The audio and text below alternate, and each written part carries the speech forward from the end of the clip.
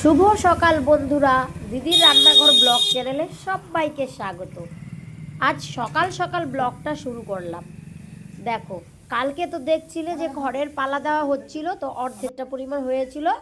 আজকে পুরো দুটো খড়ের পালা কিন্তু দেওয়া হয়ে গেল।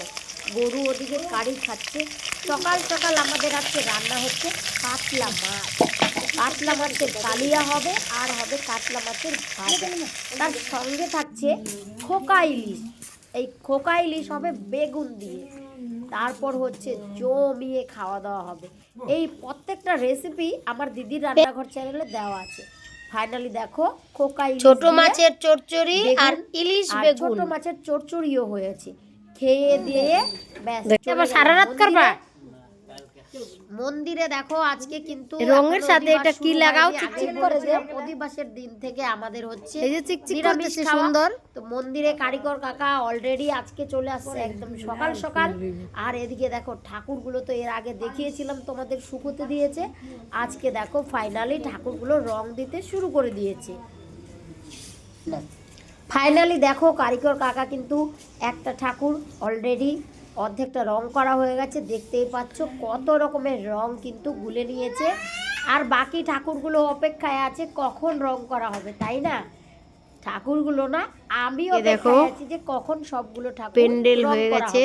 এদিকে দেখো আমার মতো আরো অনেকেই কিন্তু দেখতে এসেছে মন্দিরে। আমি এসেছি, আমার দুই ভাস্তি এসেছে, আরো গ্রাম প্রতিবেশী অনেকেই এসেছে। এদিকে প্যান্ডেলের বাঁশ গাড়া হচ্ছে। 3 দিন ধরে চলবে অষ্টপ্রহর নাম সংকীর্তন। সেই জন্য প্যান্ডেলটাও কিন্তু দারুণ বড়সড় হয়, একদম প্রচুর ভিড় হয়।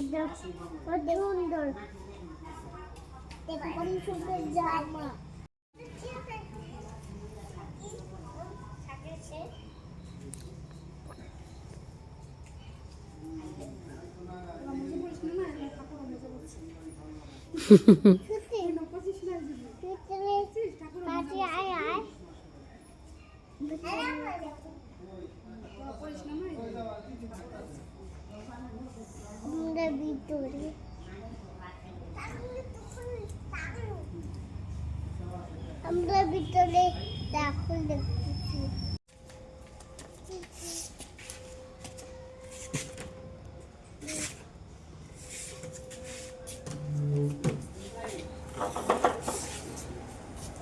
কাকা ও এগুলো রং করে চলে যাবা না? তাই কিন্তু প্রস্তুতি অলরেডি শুরু হয়ে গেছে। 1 2 3 করে দেখো 3টে ঠাকুর রঙানো অলরেডি হয়ে গেছে। অতক্ষণ ধরে কিন্তু ধৈর্য সহকারে দেখছিলাম, ভাবছিলাম ইস কি সুন্দর না হাতের কাজ। এরা সবাই দেখ কীর্তন করতেছে। ঠাকুরের মুখগুলো, নাকগুলো মনে হচ্ছে কত সুন্দর। কি করতেছে? একদম টিকালো নাচ, দেখতেই মনে একদম ভক্তি চলে আসছে।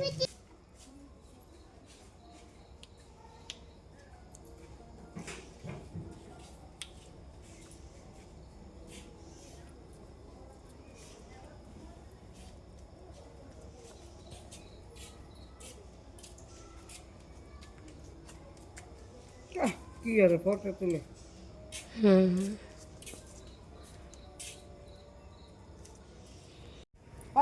কীর্তনের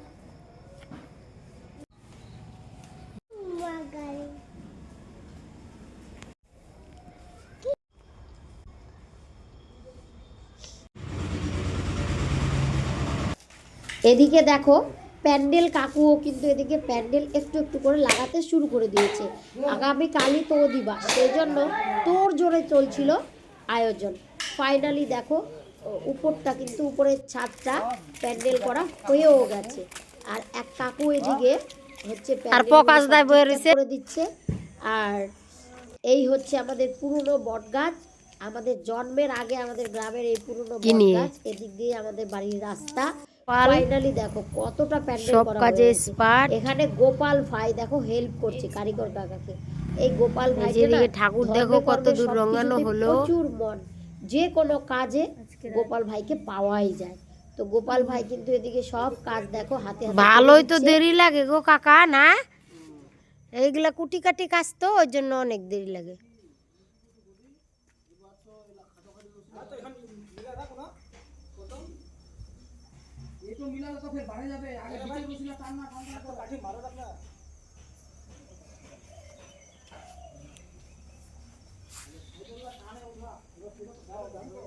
এগুলা আবার মুসন লাগে কে?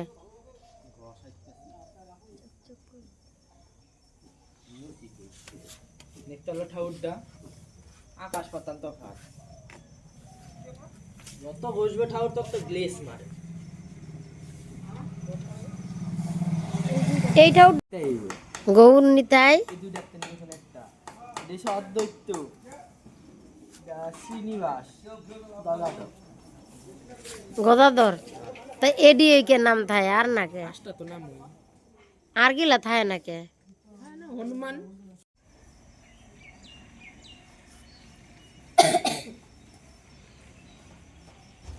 গোপাল ভাইকে একটু জিজ্ঞেস করছিলাম কোনটা কোন ঠাকুর আর কি, সতীপীঠি, নানান রকম মাথাটা গল্প সরা, কত সুন্দর। করছিলাম আর কি, গল্প গুজবে দারুণ কাটছিল। আর এদিকে দেখো, এর আগের দিন তো তোমাদের দেখিয়েছিলাম যে এই পদ্ম ফুলের পাপড়িগুলো তৈরি করে কারিগর কাকা রোদ্রে শুকোতে দিয়েছে। আজকে ফাইনালি দেখো পাপড়িগুলো লাগিয়ে একদম দেখো রং করাও হয়ে যাচ্ছে। আমার তো দারুণ লাগছে, তোমাদের কেমন লাগছে অবশ্যই কমেন্টে জানিও। তো আজকের ব্লগটা আমি এখানেই শেষ করবো। এরপর আগামীকাল অধিবাসী অবশ্যই তোমরা দেখতে থাকো। আশা করি তোমাদের ভীষণ ভালো লাগবে।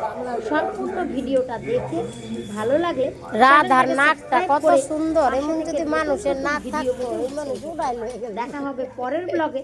ততক্ষণের জন্য টাটা।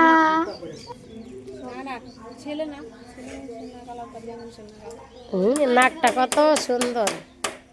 হনুমানের না হয় না একটা নাক তাইলো না। হনুমানের নাক ঠিকই আছে, মুখটা মুখটা অন্যরকম হয়ে যায়।